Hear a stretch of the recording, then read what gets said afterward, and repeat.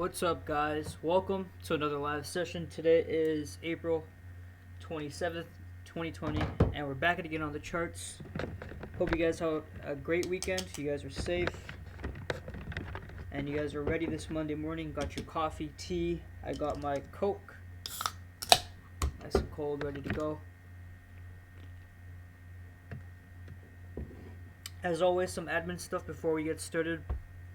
First and foremost, you got to sign up for our Discord. It's free to join. So all you have to do is click the link in the description, sign up, take less than a minute, and we're offering more content than ever for free. So you need to get on. Just to give you a few ideas of what we're offering. Our institute trader who uses institutional concepts to trade is actually having a free trial. So if you go onto our Discord, you get the Telegram link to his setups. So it's a very limited time offer, a free trial, so make sure you take advantage. He's been absolutely killing it these past few weeks.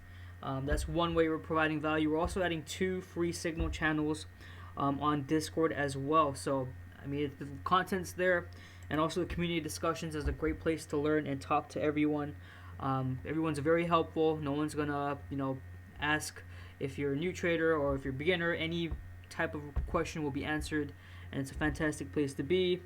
Also, we have a gains review section you can check out where members are just making profits left and right. Quite a few of these trades are members that are starting to take on their own, and that's fantastic to see. So, I think that's most of the admin stuff away. The Discord's the place to be, and it's free, so why not? And while I go through this session, for those that are on YouTube, send in your questions and recommendations. I'll get through them once I get the stuff I want to get out of the way, which isn't much on a Monday, but nonetheless. So hopefully you guys are ready to go. Everyone's settled in. Now we're going to talk about the 2 setups discussed Friday, and also a potential setup discussed last Thursday. The setup.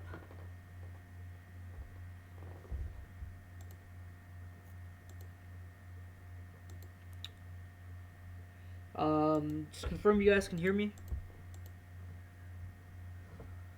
Everything looks good on my end. Just confirm.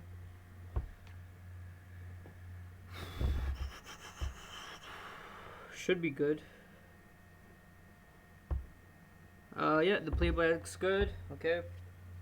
Awesome. So, Euro USD, you can see it's actually made some gains from Sunday towards this Monday morning. Now, New York session's kind of pouring down. But you can see the target we've had in mind. These 4-hour closures weren't bullish in any manner, but I am looking to maybe take longs to 1880 or 1.09 right at this resistance up here. Depends on what happens today. Obviously I don't trade Sundays unless the setup's really nice, but Euro, this sort of pending setup is still pending. Let's move it over.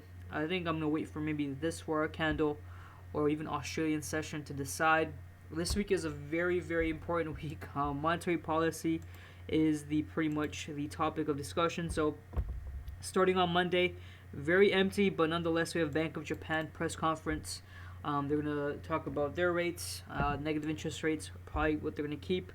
Then we have consumer confidence tomorrow morning, very important. 90.1 is the forecast. And then we have Aussie CPI and trimmed mean CPI. And then the crazy stuff happens. We have FOMC federal funds rate 2 p.m. on Wednesday, as well as advanced GDP, negative 3.9%. Yes, the pandemic will do that to you. So starting Wednesday, it's going to be pretty chaotic. We even have some Chinese manufacturing later during the Aussie session. I wonder what Powell is going to say this time. Trump has plans to reopen the economy, but I don't think Powell will agree at all. And then we have Euro main monetary policy on Thursday. So pretty chaotic. I think if Euro moves in any direction, it will most likely be on Thursday or just hours before this release. It's looking like they're going to keep rates the same as it's forecasted to do so. And the CAD GDP is supposed to be 0.0%. I don't believe that one bit. I think it's going to be negative. Unemployment claims should be dropping for the U.S., which should be good for the dollar. But they had a forecast last week, and it was still the actual was worse than the forecast. So I think they're being a bit too conservative here. Unemployment rate could go up to 16%. That's what Bloomberg said this morning. And then manufacturing, ISM manufacturing 36.7. So not looking good. In Canada, I think the virus has peaked, but we'll see. Nonetheless, euro, I'm still looking for longs maybe. If we start coming down somewhere here, we'll probably look for shorts, but I'll give an update. Now, yet last Friday we talked about two setups, and after I talk about these two setups, I'm all yours. One was pound CHF, and this is what you get when in my sessions. Let's go to the miners analysis. So the 24th, we need a 4-hour bearish closure below 1.20150. If we look, very simple. Right, you can see our alert is still there. Mine is right below at 1.2119. You can see we never got that bearish closure below 1.150. If we put my cruise mouse there, you can see we did not get it where this candle should be. So this trade was not going to be taken. It's very simple entry criteria, and the reason why I don't rush entries is because if we entered off this candle, we would have got stopped out ASAP. And so I don't trade Sundays, and if I don't get the closure that I specify, I don't take the trade, and our alert is still here. So right now, if you look, price is all the way up here, back to this kind of resistance zone. There could be a chance to take shorts. I mean, it's been a pretty solid resistance.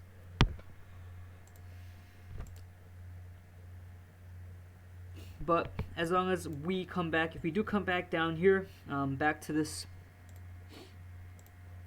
if price can come back down here, then the same setup we were seeking could happen. We just extend this over and look for that same bearish closure on the 4-hour time frame below that level. So that setup has now been void, not valid. So I'm going to remove it. Maybe look for shorts. Don't really trade pound CHF, to be quite honest with you. I want to be a master of few rather than a master of none. But nonetheless, it'd probably be looking for shorts as we run into this resistance. The other setup, which is very similar, was USD CHF. Again, a very similar concept on the 4-hour time frame. Anytime I analyze a pair, I will give you the direct entry criteria. Very simple. So where's the 24th? Okay, 4-hour bearish closure below 0.97150 required. If we look, you can see the cruiser, the horizontal ray right here, 0.97150. There was no 4-hour bearish closure below. Trade is not taken, and you can see, thank God we didn't take it, because boom, you got faked out. So just because a trade breaks a resistance, turn it to support, or comes off support or resistance, doesn't mean you take that trade. You need confirmation, because this is your classic fake out. A newbie trader would see a push here, break up, and then the actual rejection to go lower. But you would have got faked out. You got to read the candles, and this candle is indecision candle. And remember this, keep this in your head like a 10 commandment for trading. Whenever you enter it on an indecision candle, you are rolling the dice. You're flipping a coin. It's a 50% chance of it either going up or down. It could have went down, but you're playing with fire with these candles. Now this candle would have been perfect 10 to short had it been over here. That's why you can see we had a minor sell-off, but we got indecision candle, and that's when you do not enter a trade. I don't like entering shorts on those, especially even bearish hammers. It's not a good candle to enter short on. So again, this trade idea is invalidated. And I guess early this morning, the CHF, the Swiss franc, the safe haven, is losing its strength, losing its grip against quite a few pairs. So I guess that's going to be the theme for today. And that makes sense as Euro starts to slip this morning. Now, pair recommendations, I'll go through them, send them through. Oh, one more thing actually before I start. So last week I called a trade for Euro Aussie. The last trade I called for the week, and this is the trade. Now you can see it's in deep profit. Now if I look at the signal, and this is the struggle you go through when you call signals. Our take profit. Let's see, where is it? Euro Aussie. Okay, our SO was 1.69645. If I see how high Euro Aussie went on last Friday. 1.69781, so I think 13 pips, right? We got stopped out by 13 pips, stayed within this kind of zone, and then we just melted over the weekend. I actually extended my stop loss up to here because I knew that this thing will go. It was still a 2.0 R2R setup, and I got some profit. I didn't get the rest of this because I don't really trade Sundays, so I had the position running over the weekend, and it came into profit. So starting today and moving forward. If you guys remember when we had that crazy few weeks in March where we just made 2.1 thousand pips, so 2,100 pips, we were taking a lot of swing setups. And I think that's going to be the way to go during this time, because when you keep your stop loss too cute, these deep retraces are going to hurt you. And you can see right now, this thing, I mean, had the stop loss only been 15 pips greater, I mean, 155 pips right there on the table. I mean, come on. After that huge push we had on Thursday and Friday, there was no way this thing was reversing, and that's why I usually don't like moving my stops. But you can tell when price is just taking the piss, and so yeah. So I mean, there's even a chance to maybe enter short now. We've hit our first target level, and we've broken below it quite significantly. The 4 hours pretty bearish. We could technically enter now. Let me just look to the left. I mean, there's no support in this whole. There's a whole gap. Just moving over. Let's just go on the daily.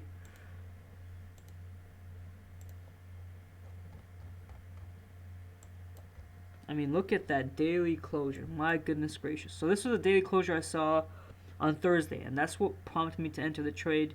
And this one, I mean, does it not scream sells to you? Yeah, I mean, trying to identify some resistance. I mean, some support. I don't want us to enter near any support. There's some minor one coming up. But for the most part, I think we're okay. Now, let me just check the R2R.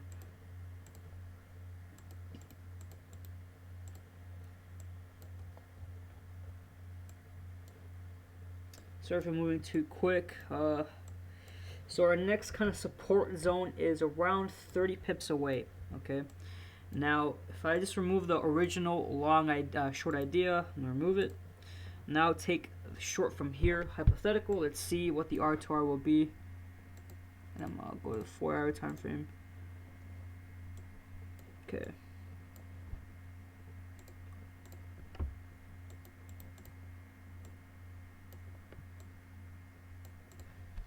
Okay, this is a 2.17. This is not bad. This is not bad at all for shorts. Okay, our stops is just above this, and if you even want to extend it a bit, you can. Just to make it a 2.0, give us enough breathing room. This is not bad at all. I don't mind this. So enter short now. I'm gonna enter short. If you want to enter, by all means, you can enter on your own accord. But I'm gonna enter short. I'll be putting target levels on Discord, and this is a bigger stop loss than usual. Well, not really, but Euro Aussie moves a lot per pip. That's why it's the case. So if you risk 1% per trade, like you should, you need to adjust your stop loss accordingly. So I'm entering short for Euro Aussie. First target is 1.6 to 300. So I'm gonna put the signal here and I'll send it out. This thing is gunning and running, so.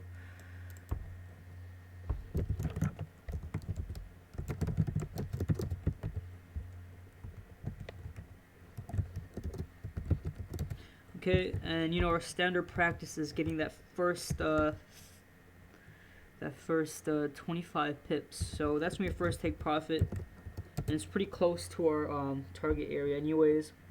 The next up, if we get a break, we'll be good to go 6.700 TP3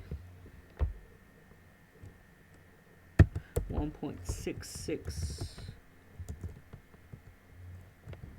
200, and that's perfect. We'll cut it right short just before the psychological level comes in, and so our SL would be 1.6837, 387. Okay, cool. So I'm gonna send this on Discord, but that is the setup. Okay, and adjust your risk accordingly. Never risk more than 1%. That is my guideline. If you're a veteran, I tend to maybe push to 1 to 2%, but 1% is our recommendation. I don't know why this thing likes to double send. Here you go. Cool. So we're done with that. Now move on to your pair recommendations. Let's get to it. So we have some here: pound, Aussie CAD.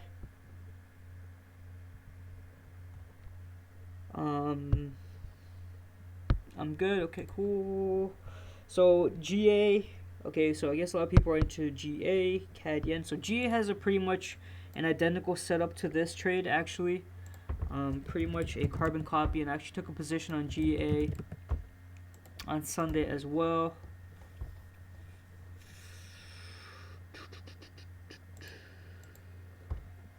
Here you go. Here you see I took a small position on GA just because it looked too good. But a similar setup we discussed. So if you look, and this was actually perfect. This is why I say price action always stands, even if it takes a while. So if you look at the date, on the 23rd, on Thursday, we had a potential short idea for pound Aussie, right? And it's based on the 4-hour time frame. Let me actually find the chart for you guys. Here we go. And April 23rd, 2020, pound Aussie. Blah blah blah. Where did it go? Oops, I might have sent a different chart in place of this one. My fault. But we discussed this on Thursday, and basically the idea was bearish closure below 1.93150. And if we look, 1.31150, which is right here. Where my mouse is, right here, right? For our bearish closure, right? And to go short. Now, although this candle isn't is the ideal bearish candle closure, usually when I have 1, 2, or 3 bearish candles below a certain level, I guess the idea that it is going short. Anyways, the daily looks pretty good to go short, and we're currently at our first major level, kind of target region that we discussed. Now, if you look to the left, this is a pretty decent support. Back in February, we had a pretty solid rally from this level to the upside. And so again with Euro Aussie, for this one, we'd have to probably wait for this level gets breached. But we'll probably target these lows down here, this kind of support region for a target region. And so on the 4-hour time frame, I know we're on the daily, but on the 4-hour time frame, we want a closure below 1.92000. So 1.92000, we get a bearish closure below on the 4-hour time frame. We're good for shorts.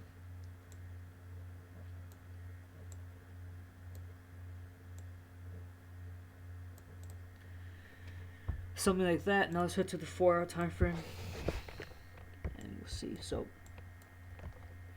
scale this back in, and so honestly, I just want this current 4-hour candle or the next one. But hopefully, for our case, it is this one that closes bearish. This candle closes bearish, and this body comes down a bit lower, below this level. So I'll put an alert where I think the hypothetical entry will be. Actually, that's a bit too low. That's perfect. So hypothetical entry around 1.91900 would be fine, crossing down on the 4-hour time frame. And I'll put an alert. I think we will get an entry probably during the day. So I'll send a signal with the entries and take profits. But we do have to be careful. We have had previous wicks in this area, so we don't want to get trapped into this trade. So I'll take notice of the price action and then decide then. But a first target would probably be 1.19722 just to be safe, since we do have these wicks coming down in this area. So that is that, and the stop loss could be a bit better, but I do want to give this pair some breathing room in case it's in the mood to do some deep retraces. So I'll save this, I'll send this through, but bias for GA is short. For now, I think we might be waiting for a bit, just because Aussie dollar is going to be dropping as the dollar gains. So if you look at Aussie dollar this morning, the dollar, and actually look at Aussie, this thing is fine. This thing is fine to the upside. Scratch that. This thing should be good to go, and there might even be a long for this idea. So if you actually look, here's a potential short that we've had last week. I didn't share this setup because I don't really trade these, but anyways, you can see, oh, we were actually in this setup, and I cut it short, and thank God I did, because we would have got stopped out. If you guys remember, I told you guys to get, I think, at entry or and 2 pips profit. So we did hit our first target, but then we reverted back, and that's because I knew Euro Aussie was gonna drop. Now we've cleared this 4-hour level, and you can see, in the past we did have an idea of potentially logging to 0.65900 area. I'm thinking that may be the case. I think your Aussie dollar might pull back to here and then push off. Nonetheless, the daily is very bullish. I mean, look at that. When's the last time we saw Aussie dollar this bullish, especially above these levels? So this was the in March when we had a slip down here during the peak of the pandemic. Now we're kind of making recoveries with a target of 0.65871 now. R2R wise, it's perfect. I'll just show you. We enter long right now.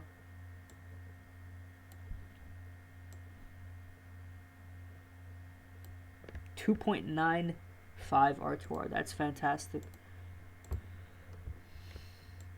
Now what I'd wait for is probably this next 4-hour candle closure, just to be safe, because the last few 4-hour candles, if you break them down, inverted hammer, indecision candle, right?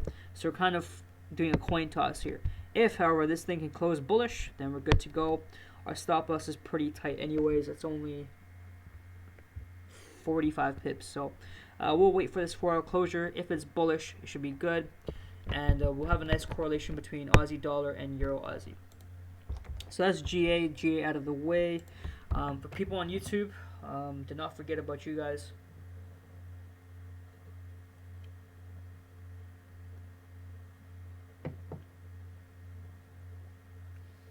Okay, we got a lot of questions. Okay, a lot of messages. Let me just quickly go through this. Good morning. From NYC, I would like to see you explain how to plot a fib. So I don't really use fibs too much. From time to time I do, but I guess I'll just show you. Put up a clean chart we haven't used, and all you do is perfect. So let's say we were here, right? You shorted from here, okay, and now you're looking for re-entries, right? So all you do is you identify the high, so the swing high of the uptrend, and then the swing low, and you can see this is your fib retracement. So if you entered short from here and price came down here and you're looking to add new positions, you see this bullish candle, so you're like, okay, we'll have a retrace, I want to add new positions, and where did it go? The 50 fib level, which is probably pretty much the common fib where it retraces to. Sometimes they may go to the 38.2, but most people will look for re-entries at the 50 fib level, or even sometimes 61.8, but usually the fib is the 50 fib level is a perfect point to enter short. And if you did, you would have got a nice solid entry back to the bottom, and then kind of we're stuck here. So you do that, you pretty much do that both ways. So in an uptrend, very similar. So if we want to plot this fib for the uptrend, let's say you entered long right from here. Let's say it was just a support. You identify the low and then the high. Right, you see this candle come here, and where did it go? Pretty much close to the 50 fib level. So after this kind of bearish hammer off the 50 fib, you'd probably see this candle, and then you'd know this is a rejection, and then you go long. So pretty simple. I think we have a video on our YouTube showing that. Seeing the downtrend, why not respecting that Euro USD? Why is it not respecting the downtrend? Well, currently it is. I mean, I think you're talking about this one on the daily. Currently it is, but it's just coming off a major support right from here, and it's just popped above the secondary support. If you look on since February 2020, this has been a solid support for rallies. Every time we pop above this level, one occurrence a huge rally, another occurrence a huge rally, another occurrence a pretty nice sized rally, and once again we printed a bullish hammer off this level. So that's why I'm thinking we will have some upside. Obviously today's daily candle doesn't look too good, but even in the past when we've printed some pretty lackluster daily candles in and around this level, we still have that upside momentum. That's how important this level